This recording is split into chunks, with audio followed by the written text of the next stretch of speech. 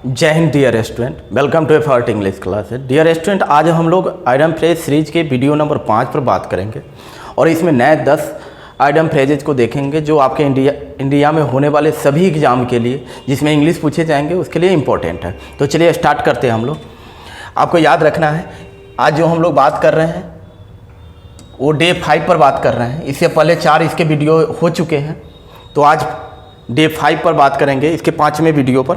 पहला नंबर से चलते हैं हम लोग, देखते हैं। पहला है, देखिएगा, high and low. High and low यानी एवरीवेयर। हाई एंड लो का मतलब होता है हर जगह, सभी जगह जो मौजूद हो उसी के लिए हाई एंड लो का प्रयोग करते हैं। एवरीवेयर, सभी जगह, आप ये दिमाग में रखेंगे, सभी जगह। दूसरा देखते हैं, हार्ड अप। हार्ड अप मतलब होता है तंग हाल में, यानी कि परेशानी में। हैविंग लिटिल और नो मनी, खास करके आर्थिक तंगी में होते हैं। कंगाली में भी इसको बोल सकते हैं, यानी बोल सकते हैं कंगाली। कंगाली में, ये भी बोल सकते हैं कंगाली में, यानी तंग हाल में या कंगाली में, मतलब परेशानी में है। वो परेशानी किस कारण है, तो वो पैसे के कारण ही परेशानी है। नेक्स्ट देखते हैं हम लोग, इन अ फिक्स मतलब होता है उलझन में, यानी क्या होता है इन अ बैड सिचुएशन, मतलब बुरी स्थिति में होना, यानी उलझन में होना या बुरे स्थिति में होना। बुरे स्थिति में होना।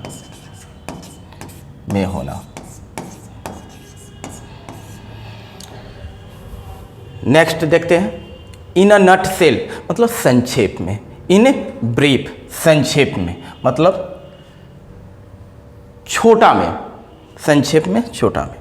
नेक्स्ट देखिए, कीप अ लेवल हेड मतलब कीप अ लेवल हेड का मतलब जो होता है, वास्तविक जो अर्थ होता है, आपकी कोई बुरी स्थिति भी हो लेकिन अपनी दिमाग को शांति से काम ले रहे हैं, दिमाग को शांत रखकर काम कर रहे हैं। यानी बुरी स्थिति में होने के बावजूद भी ये नहीं कि आप फ्रस्ट्रेट हो जाए, घबरा जाए, यानी कि अपने दिमाग को शांति से जो है कि उपयोग कर रहे हैं, तो उसी के लिए होता है कीप अ लेवल हेड, शांत रहना कठिन समय में भी, यानी बुरा स्थिति भी रहे फिर भी आप अपने दिमाग को शांत रखिए। टू बी काम and sensible even in a difficult situation, यानी कठिन परिस्थिति में भी शांत रहना या सेंसिबल रखना, अपने दिमाग को जागरूक रखना, ऐसी नहीं कि भ्रमित हो जाए, कंफ्यूज हो जाए पूरी तरह से। नेक्स्ट देखते हैं, कीप एन आई ऑन मतलब होता है सावधानी पूर्वक नज़र रखना, यानी बारीकी से नज़र रखना। टू वॉच और मोनिटर क्लोजली मतलब बहुत नज़दीकी से ध्यान रखने के लिए इसका प्रयोग किया जाता है। नेक्स्ट देखते हैं हम लोग, मैडन स्पीच। मैडन स्पीच का मतलब होता है किसी का पहला भाषण, यानी फर्स्ट टाइम जो किसी लंच हो रहा है भाषण के लिए, यानी पहला भाषण कोई देता है उसे बोलते हैं maiden speech. Once first speech, किसी का पहला भाषण। नेक्स्ट देखते हैं हम लोग, मेक अ मिंट। देखिए, मिंट का मतलब क्या होता है, टकसाल, जहाँ पर जो है पैसे वगैरह बनाए जाते हैं।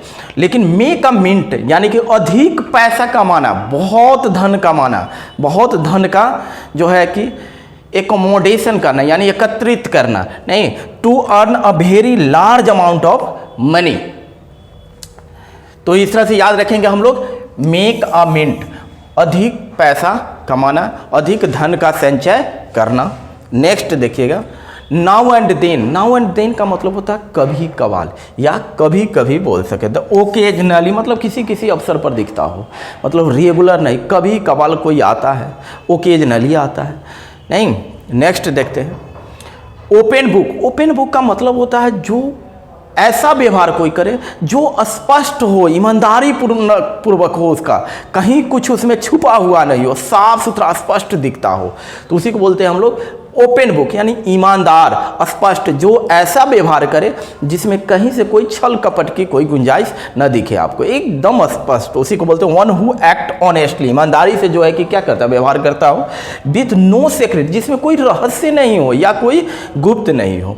तो इस तरह से हम लोग आज जो है कि आइटम फ्रेजेज वीडियो नंबर 5 के नए 10 आइटम फ्रेजेज को देखें और इस तरह से आगे हम लोग फिर देखेंगे वीडियो नंबर 6 में देखेंगे। तो इससे लगातार जुड़े रहें, इसे को नोट करते रहें और आप बार बार रिवाइज करते रहें। फिर देखेंगे एग्जाम में जब आप बैठेंगे तो सारे क्वेश्चन आइटम फ्रेजेज के आपके ही कॉपी से लड़ेंगे, ये मैं आपको 100% सुनिश्चित कर रहा हूँ। थैंक यू, जय हिंद।